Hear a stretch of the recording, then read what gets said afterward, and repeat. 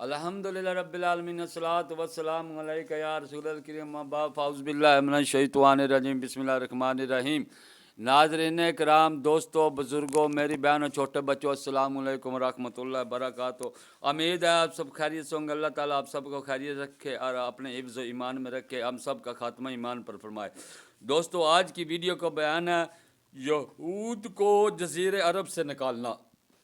جلد نمبر 4، صفحہ نمبر 208 حدیث نمبر 1703 بخاری، مسلم، ابو داؤد، نسائی۔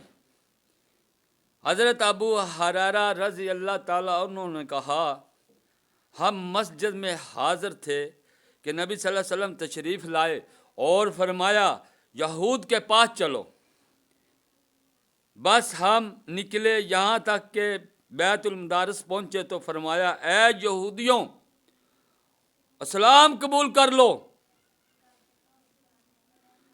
سلامت رہو گے، اور جان لو کہ زمین اللہ اور اس کے رسول کی ہے۔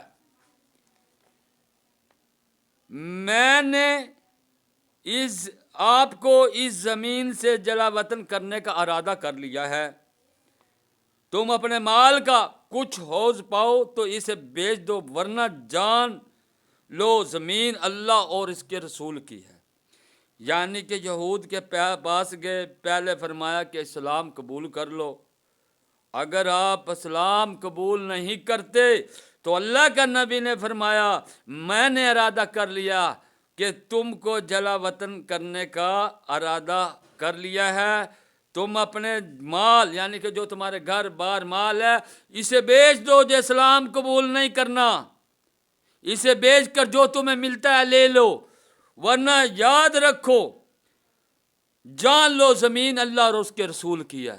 زمین جو بھی ہے وہ اللہ کے رسول کی ہے۔ السلام علیکم ورحمۃ اللہ وبرکاتہ۔